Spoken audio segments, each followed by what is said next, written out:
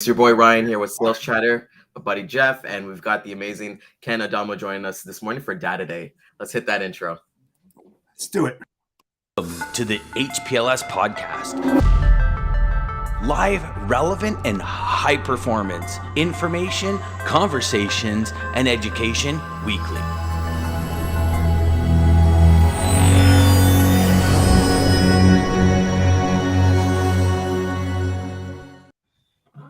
And Lisa's back at it. She's hit that Hey, number good one morning, spot Lisa. once again. Good morning, Lisa. Good morning, guys. Looking forward to an amazing episode today. Ken, thank you so much for joining us. Ken is Happy to be here. The chief of analytics at DAT Analytics, and I caught the show yesterday. A bunch of nuggets. I love the having Nicole Glenn on. It was actually really insightful to kind of learn about the expedited and the LTL portion of freight itself. Yeah, it was great. She's been on a few times, and she's speaking at our big conference here in a month or so. So it's going to be awesome. Good morning, Samantha. Awesome. Morning, Samantha. Awesome. So let's get right into it. Jeff, I know you've been on vacation. How's the vacation going? I know you're kind of pumped to kind of hit today. Today's kind of like one of your favorite days. I needed that, to relax, kick back, re-energize myself, and redesign, implement, some of my new tactics for my business and my partners. So it was great just to sit there and watch the waves crack and just have that piece of paper and a pen and nothing around me, man. There's nothing better than that to get stuff done. So that's awesome to hear, buddy. And good morning, everybody. Good morning, Daman. Good morning, Ashley. Good morning, Samantha. Adam, sorry, Ken. I was looking at the video yesterday, and it mentioned that line haul rates, basically kind of getting back to 2018 for dry van and reefer, which is kind of unheard of after everything we've kind of been through and things like that. Can you explain a little bit more? Just kind of go into that a little bit. What we're kind of seeing from the analytics side. Yeah, I mean, on the dry van and reefer side, it's a pretty similar story. We're seeing kind of normalization, as kind of crazy as that sounds, right? I mean, normal feels weird. It's been the theme around these parts anyway. We're probably underperforming seasonality. I mean, just having been in the industry for 10 plus years now, I would expect a little bit more strength heading into this part of the year. I don't know how much the minor rail disruption last week is impacting that, but it's definitely a slower start to seasonality. But honestly and truthfully, if both of those equipment types stay relatively flat through the year and fuel stays below $5 a gallon, which given the futures market, it has probably some room to move downwards, I don't think it'll be overall a bad peak season for carriers. Flatbed, on the other hand, is worrisome. I think you're really starting to see the manifestation of the high interest rates in the housing market, the commercial construction market. Flatbeds are growing ever the more worrisome, if you will, as we head into the fall. Yep, that's for sure. Now, in what part of the country are you seeing the most impact on the flatbed business? Well, it's kind of the lack of impact, right? I mean, the Southeast is still relatively active, but not nearly as active as it should be, right? Pacific Northwest is a bit of a bright spot. If you look at our MCI maps, you see a lot of the regions out there in the Pacific Northwest. But this is a map that, especially around this time of year, you would expect to see a lot more red than you see now. That's sort of the big square states. As an old ops engineer that I studied under, what taught me about. Those are relatively cooler than we would expect. Up into New England's pretty cool. And then kind of like the geographic upper Midwest, Iowa, Wisconsin, Minnesota. Again, cooler than what we would expect given that market. And I mean, it's a common misconception. A lot of people think that there's very little flatbed freight on load boards. And that's kind of the opposite, right? We see a ton of traffic on the flatbed side, and given some of the public reporting of our competitor Truckstop, they do as well.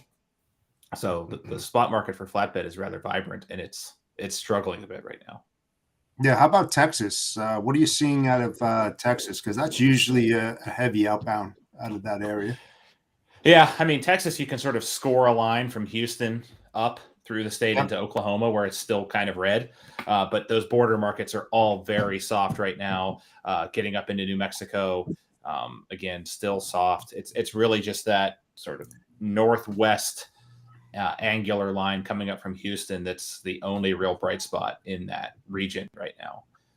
Yeah, I find it interesting because we have a new client on board that moves quite a bit of flatbed out of the Brownsville, Texas area up into Edmonton, Canada, Alberta, and other provinces up there as well.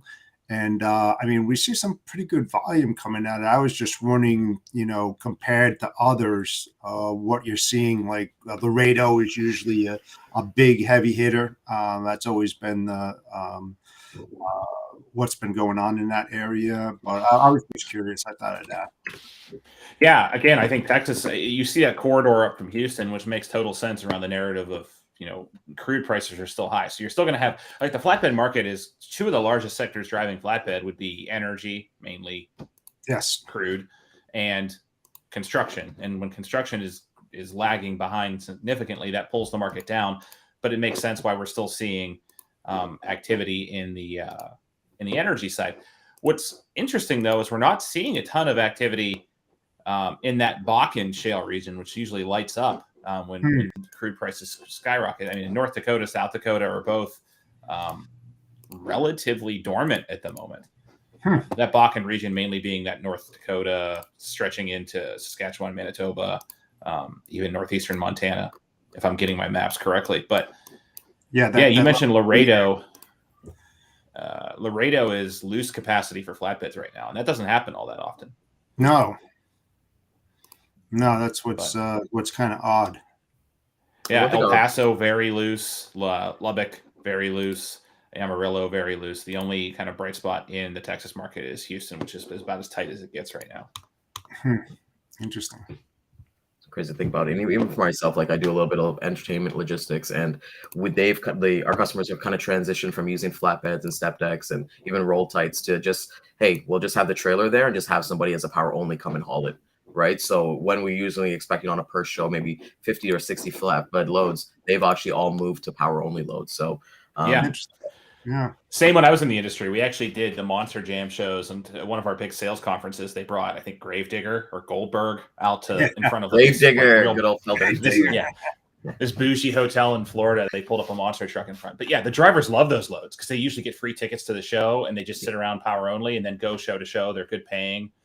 A lot of that's contracted though, right? We don't see that on the spot market. Yeah.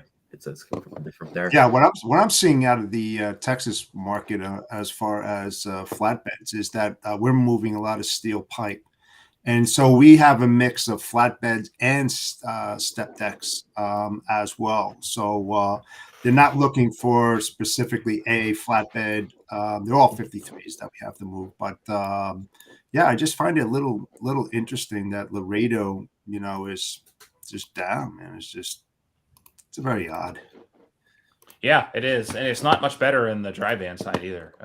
Houston, at least, from a dry van perspective, Laredo remains slightly tight, with Houston, again, being the bright spot. But McAllen is pretty neutral.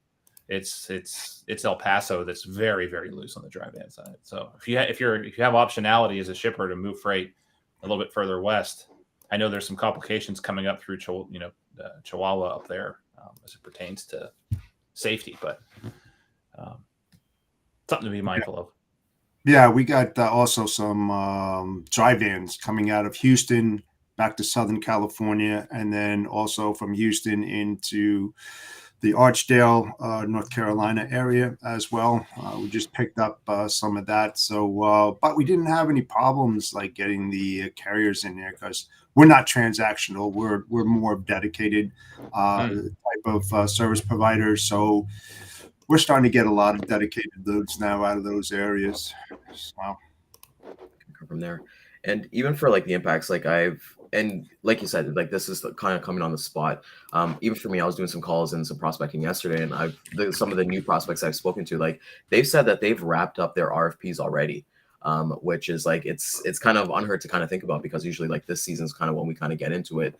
Do you kind of see any kind of fluctuation, especially when flatbed really doesn't hit really RFPs that I kind of work on, but do you kind of see with the dry van, especially coming out of Houston, coming out of Texas, that hey, whatever I kind of rated you today and we've kind of closed up might not be what we're looking at come like Thanksgiving, which is in a couple months or so? Yeah, True. I mean, I think one of the impacts on the RFP cycle you mentioned is just shorter procurement periods.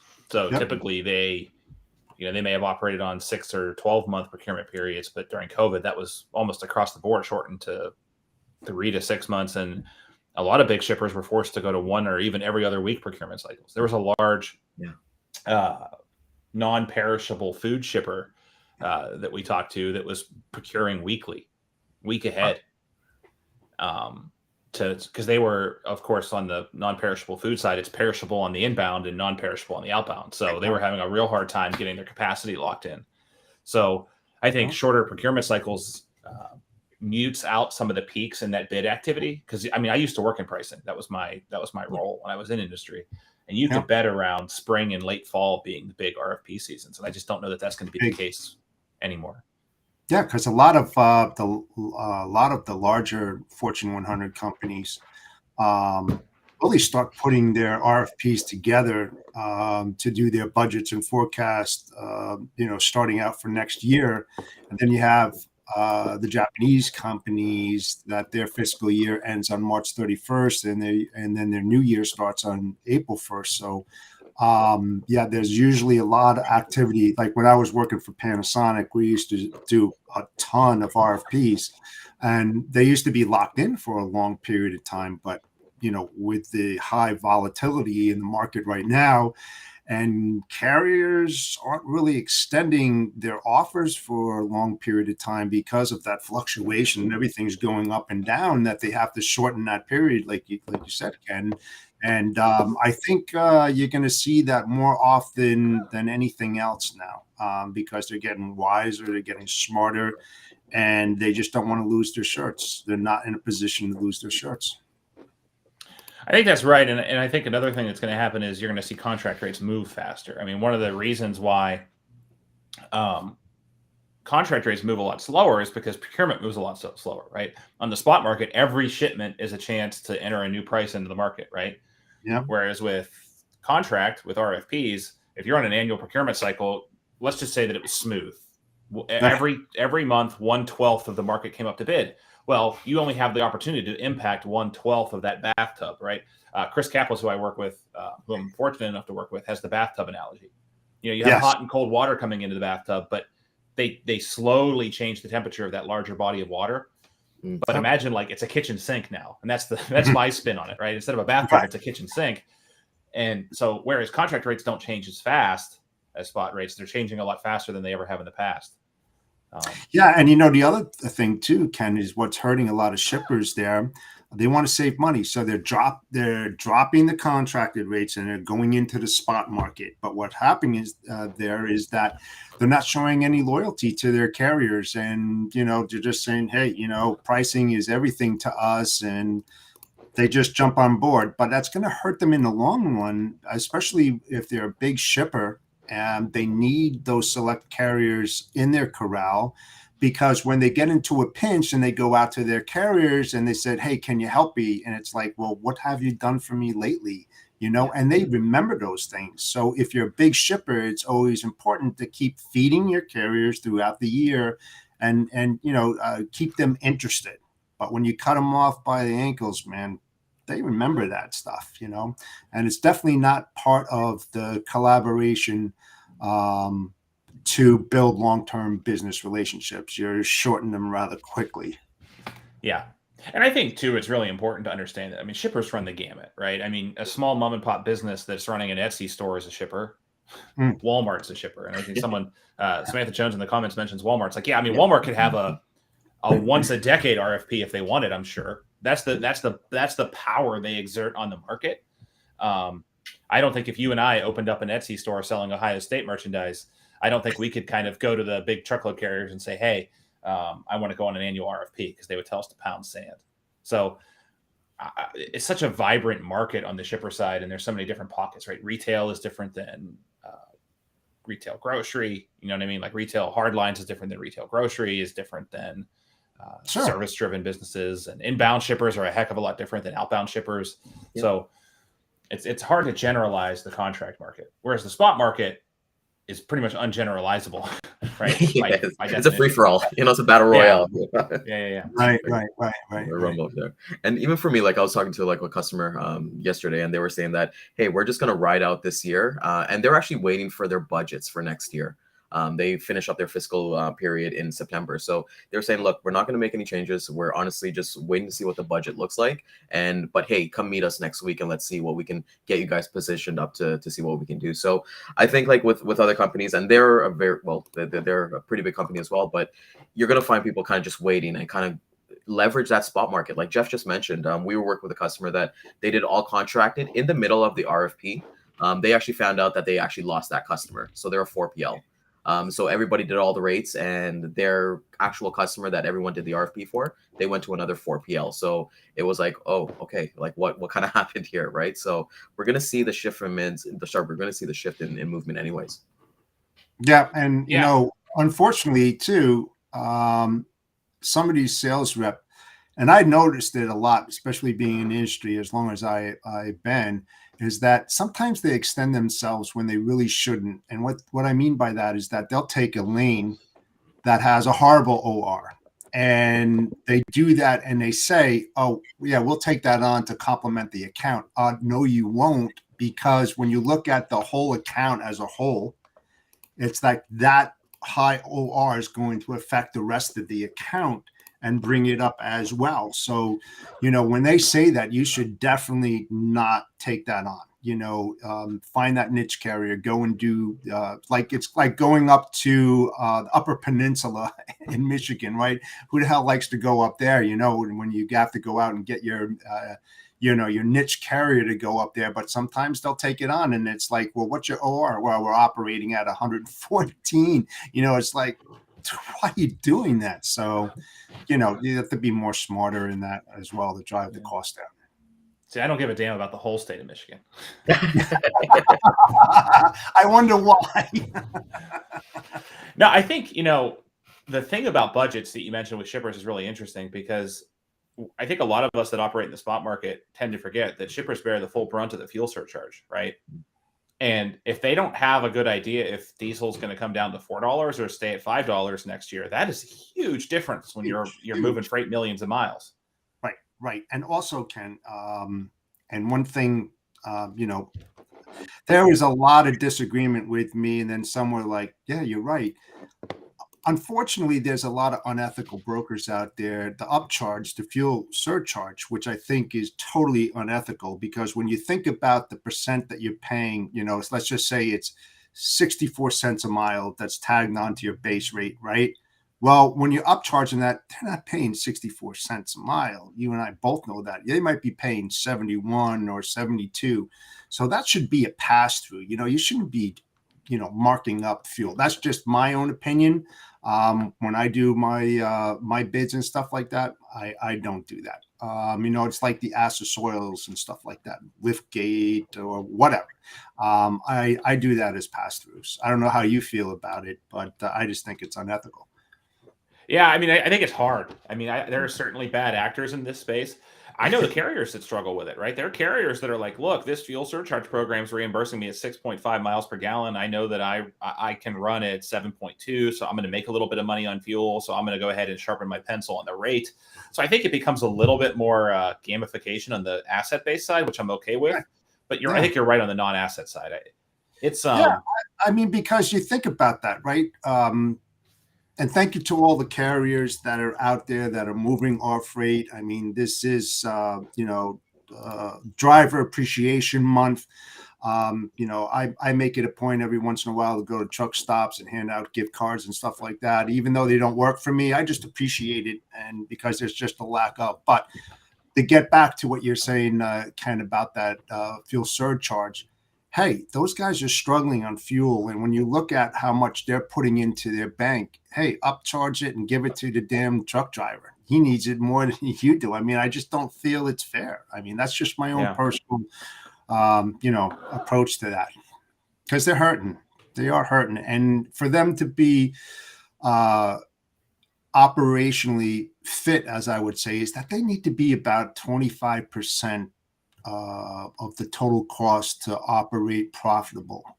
If they Yeah. get way above that, they're hurting, and then you're squeezing the hell out of them. And what are you doing in the long run? You're hurting yourself. You're hurting your Right. customer. You're hurting everyone on that. But a lot of people out there just don't get it, unfortunately. Yeah, and I'm happy to see. I mean, we're down 90 some cents from the peak of diesel, with indications Yeah. that it's going to continue. You know, the EIA forecast has it in the mid fours by the end of the year, early next year. So I think we'll see some relief there, but it's definitely causing some volatility in shipper budgets, right? Because regardless what happens downstream, the shipper's paying out the money per their printed fuel schedule. You know, so I know that's going to be difficult. I don't think they understand. They don't have a good understanding of where contract rates are going to land. I mean, I think we're trying to triangulate it. It seems like we're most of the way there. You know, it seems like probably by Q1, early Q2 of next year, we're going to start to see contract rates start ticking back up, would be my guess. Yeah. So because they're getting pulled down with the spot market and stuff like that. I mean, you see it all the time.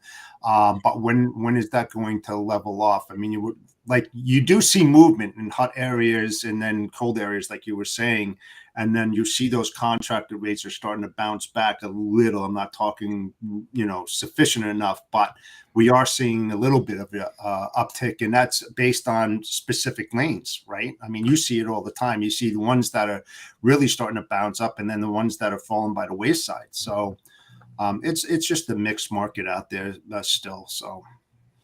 Yeah, and that's really what COVID did, right? It kind of brought the edges to the middle, right? It said, look, right now you'd expect all the port for the drive-in, you'd expect all the port markets to be hot, gearing up for retail. You'd expect Harrisburg and all the, Louisville, Memphis to be hot for e-commerce. But what you're seeing now is during COVID, it brought all the markets tight, like Denver outbound. It's like, what? Like, no, you run free basically Denver outbound back to LA and make it a round trip.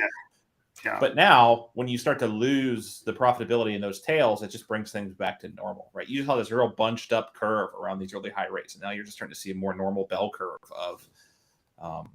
Actually, it's kind of a tipped over bell curve, right? There's more loads that transact a little left of the mean, but then you have a lot of the high paying loads out, right? So, it's. I for one, I know it's hard to say because you're very right about the carriers getting pinched, but it is nice to get back to some sense of normalcy. Yeah, whenever that's going to happen. I mean, we all hope that it does, because then we start seeing more sustainability in the market, and then we can really start measuring things a lot easier, because it's just all over the place, and it's just hard to manage because you're always engaging, which you should anyway, with your customers and telling them about what's happening in the market and why their rates are fluctuating and all of that. That's why it's just kind of hard on the contractual agreement. I know Samantha Jones was just saying that she had like their 3 companies or whatever that are starting to get back to the the annual RFPs. Personally, I just don't think it's sustainable. And the one thing that I always did when I spoke to my carriers is that, hey, listen, if you put those contract rates in front of me right now, don't come back 3 months from now and say you have to take a 4% increase. That's just not going to fly, and Ken, as well, is that some of the smarter sales reps that are out there, they'll put that buffer in that with that expectation from late spring and then fall kind of thing, where they're trying to keep a little bit of a bounce in it. So they kind of equal it out. So it kind of makes sense. But sometimes that doesn't work, especially this past year. It's crazy. Yeah, I think the one saving grace, and we've been talking about this a lot, is that there hasn't been the Class 8 truck capacity from the OEMs to really drive a nail in this market, right? I think that will protect this market from itself. But what's going to be really interesting, if you read a lot of the OEMs' press releases and earnings reports, they're expecting to get caught up on orders and deliveries and get normal windows in Q1 of Q2 next year, which is when we expect the market to start turning back up. So I think we'll have a lot of discussions. Maybe I'll even be on the show with Dean talking about it, about will that new capacity stunt, the market recovery? Because that could be a real possibility. But then also, I think the average age of the power units has been increasing through COVID, right? The big asset fleets have not been replacing their units at their average clip. And while it doesn't sound like a lot to a layperson, going from an average power unit age of 4.2 to 4.7 years, that's huge. That's a lot of trucks that didn't get backfilled, right? So I think 23 is going to be a super interesting year as it pertains to like getting back on track of normalcy. Yeah, I think that a lot of people, doesn't matter which side of the fence you're on, is really looking forward to 2023. Just compared over the last 18 months, I mean, it's just been beyond crazy. I mean, that's a huge understatement. The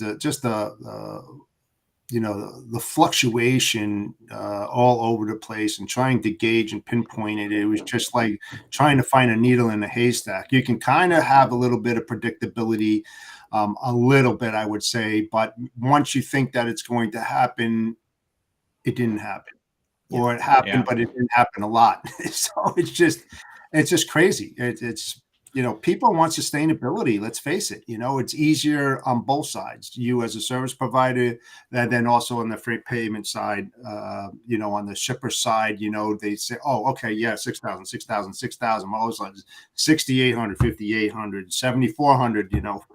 And they're all over the place. So it's really hard for them to gauge, to put a structured forecast and budget in place, because you just don't know what's going to happen. Well, it's just like the flood that kind of happened in BC, right? Like I'm from Toronto, and we saw, like, normally from Toronto to BC, maybe 5-6 grand, but because of that flood, we were seeing like I even saw as high as 25 grand, for just a regular load. And just because they got to kind of divert maybe like an hour or two, but there was just no consistency. We're kind of seeing that consistency a little bit getting back on the Canadian side, domestic, from what I'm kind of seeing with my own business. But we want that normalcy again, because it's something that we can prepare customers for, we can prepare our carriers for, and we can just get from there. Ken, I wanted to ask you, I know Hurricane Fiona's kind of been wrecking havoc a little bit. Has there been any impacts on the freight market, North America, or anything that's happening outside of that potentially could impact North America?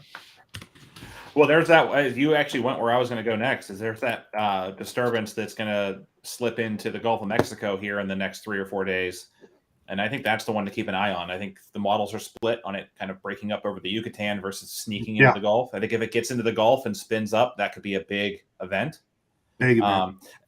Fiona's more, again, no one wants to see loss of life or property, but FedEx and DHL and other air freight providers always have a bit of a bump whenever there's a Caribbean storm, because they're flying in medicines and all that stuff. And no one needs it more than FedEx right now, to be frank. I was just gonna say that. You're right. But yeah, if we get a storm in the Gulf, especially given how some of those Gulf markets, like I mentioned, Houston, are really tight for capacity right now, it could be a very interesting week next week. Hopefully, coming off a nice weekend. Right, we're barreling into end of quarter. Right, we're heading. When will be end of quarter? Next Friday. Yeah. And that's always, again, this is what I try to teach new folks that come into our industry, right?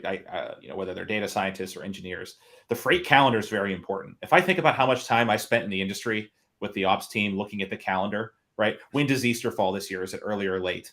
When does 4th of July fall? But when you have end of quarter here falling on a Friday, it's going to be a busy week next week. Oh, it's the push. What I did was the ROG, receipt of goods, where everybody sales needed to be established and completed by the end of each month. So at the end of the last week, 4th week in a month, there was that heavy push, and we were out there at 2 o'clock, 3 o'clock in the morning, just to make sure that carrier broke dock. As soon as they broke dock, there was a sale, Exactly. And so there's such a huge push. And to your point, with what's going on, it's going to be very interesting. It's going to be very, very interesting. And hopefully, if that storm doesn't come into Texas, or if it does, that there's a lot of smart shippers out there, and they look at the what if scenarios. I love looking at the what if scenarios to try to protect myself and my customers, just in case something like this happens.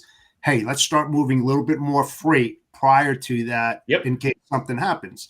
But some of them go, don't worry, I've been through 10, 15 of these things, it will pass.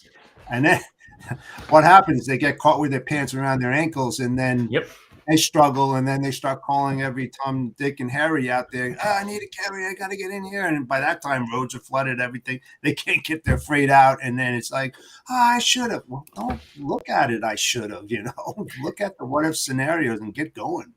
Well, look at the FEMA carriers. Right? Sorry. What's that? Yeah, I was saying, look at the FEMA carriers as well, right? Because some people who are contracted to work for FEMA, that, hey, if something bad really happens and they get the call, like I've been talked to a carrier that, hey, I can't talk to you about this load anymore because FEMA's calling me, right? And Yep. it's that you've got to prepare for that in your what if scenario as well. They'll start staging if the model if it gets into the Gulf, they'll start staging early next week, right? They'll stage. Usually, what they do is they stage a lot of that support stuff 100 or 200 miles away. I mean, you both know this, but for your audience, right? And then they'll move it once something happens because they don't know exactly where it's going to hit. They don't want all the supplies to get ruined by the storm, so they'll stage it a couple hundred miles away from the shore, and then as soon as something hits, they'll mobilize. But yeah, if my best advice to folks listening to this is if it looks probable to get a hit, I would treat next Wednesday like Friday, right? Treat that as your Friday. Yeah. Yep. And get that freight moved because you're barreling into the biggest quarter of the year for most of your shippers, and they want to get that stuff off their docks and start fresh for Q4 for sure. Absolutely. Yep. So get going, guys. Yeah, get moving. Yeah, that's it. Yeah. And that's like probably like the one big takeaway. I'd definitely say like, have those conversations, like, like just make sure that you're kind of prepared, like just don't kind of read the news and not action it as well on your own. Right. Right. I know that, Kyle, I know that, that Ken, that DatCon's coming up a couple of weeks or something like that. That's something that you guys are like, I was taking a look at it. It's amazing. I think Terry Bradshaw is going to be there as well. Can you explain Bomber? Yeah, the blonde bomber. Can you explain a little bit more about what's kind of going on at DatCon and what we can look to expect?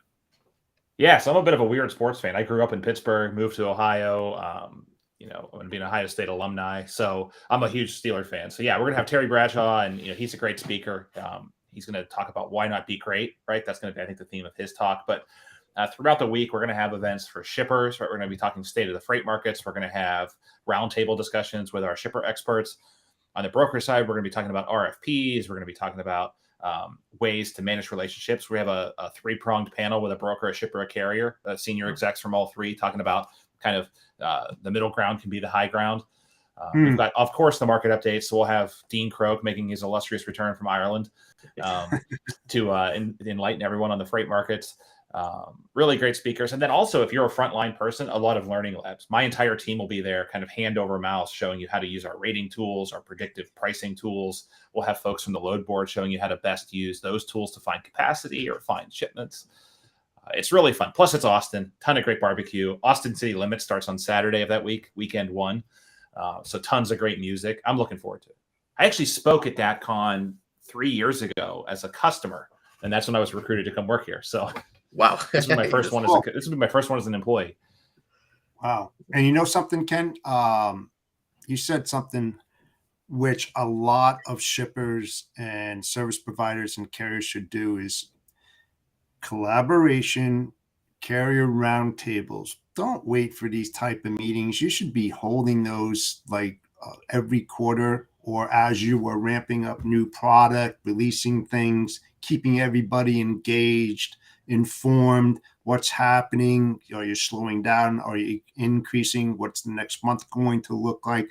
I mean, I used to have carrier roundtables and we didn't talk about rates or accessorials or anything. It was more about the operational side, on sales and ops and getting everybody together. And that really forms a very good bond on many different fronts because now you're building real true business relationships that helps everybody out on all sides of the fence. So I would strongly recommend you doing that. It really benefits. I mean, Ken used to be on the pricing side. He'll tell you that it really helps them for predictability on what's going to happen in the next, how much capacity you're going to need. And they take that all into consideration, especially when you start learning about carrier operations, because carriers have just as many needs as shippers, but shippers fail to understand what those carrier needs are. And if they did that, trust me, I believe Ken would tell you as well. There's a lot of benefits behind that where you become a preferred shipper and then the carrier becomes a preferred carrier. And then you really start nailing it and you start saving on the back end. You really do. Yeah, I'll give you a story of how that works in reverse real quick because I know you're probably up against it. But I won't disclose who the company is, obviously, but it was a Korean company and they handled all their procurement domestically for 10 years. And they built their thing on relationships. They would send across their big sales that they would have for President's Day or Tax Day or Black Friday to their carriers, and they would kind of sort out who was going to handle the overflow capacity. Well, corporate made a decision to kind of rehome the procurement using kind of the more staunch Asian method of procurement where it's more adversarial, right? That's how they're typically used to procuring things, Right. and pitted carriers against each other, fragmented the carrier base, and they essentially lost all service for their 3 biggest sales of the year. They were scrambling like you would not imagine to get freight covered because they didn't have the relationships. That's it.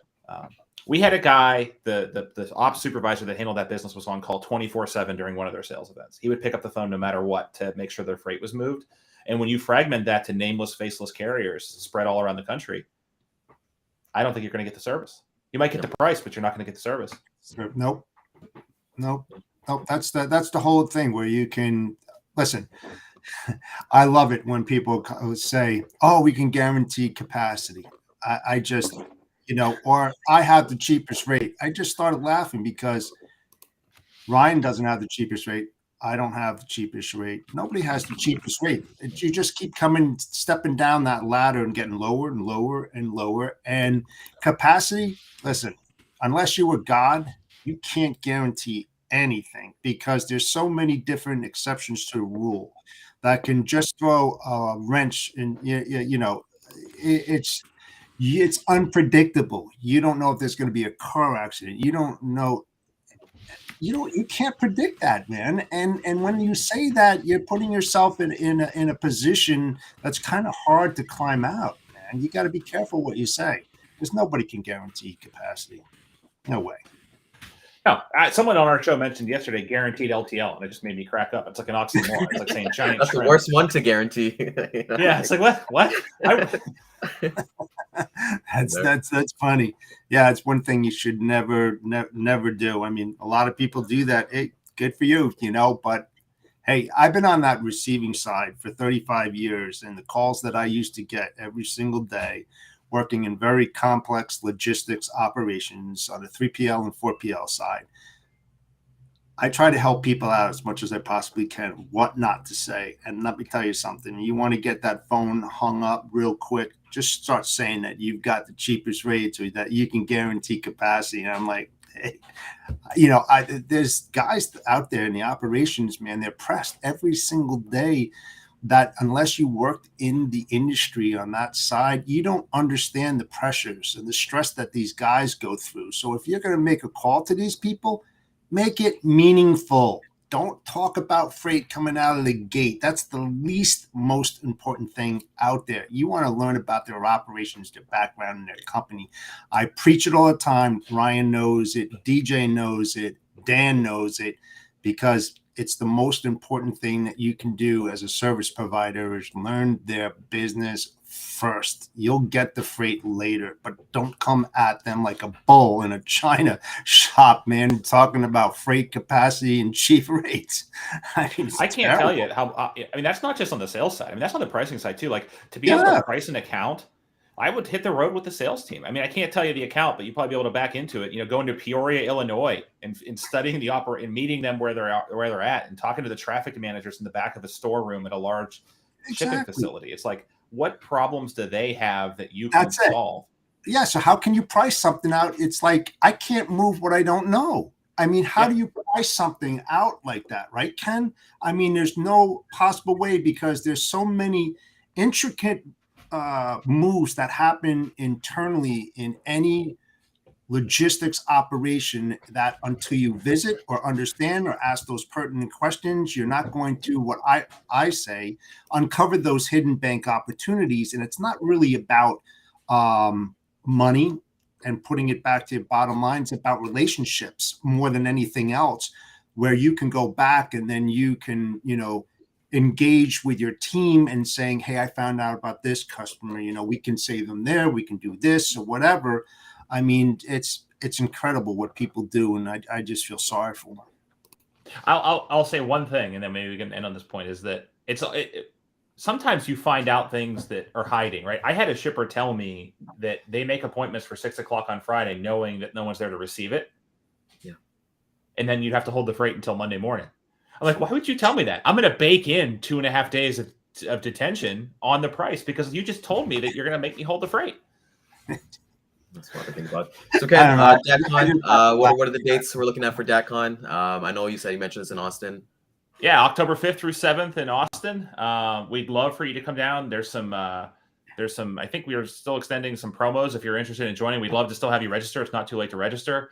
And like I said, come down and see us. It's a great time. My whole team will be there. Our market analytics team will be there. Our product team will be there. It's not a sales event. It genuinely is a user event to come and learn more about our products, how to use them, and network with people that are moving freight all over the country right now. So, and even if you can't make it, you guys do have a show on, I believe, every Tuesday. Can you go over that as well? Yep, Tuesday at 10 a.m. Eastern. It's me and Dean and assorted guests. We're talking about freight trends we're seeing and answering questions. It's been going for like 2.5 years now. I can't believe we haven't been canceled yet. I mean, it's YouTube, man. It's free. You're not paying for space. Yeah, for sure. Yeah, for sure. All right, you pay for it with your time. All right. Well, thank you so much, Ken, for coming out this morning. It's truly been a pleasure. Everyone's kind of learned some gold nuggets. Jeff, amazing to see you back here again. Looking forward to tomorrow where we're getting into personal development. We are going to be going live again at 12 and 3 p.m. with our replays for today. Follow our socials, YouTube, Facebook, LinkedIn. Basically see everything there. Like, comment, subscribe, and everybody have an amazing day. Take care. Thanks. Go Bucks. Centurion Trucking. Our motto is people before profit. Today's market requires more transparency, consistency, and focus on what our clients need to win. Centurion Trucking and American Logistics are poised to help their clients achieve and surpass their targets. If you're looking for a team that honors your needs, dreams, and aspirations, then get a hold of Daman at American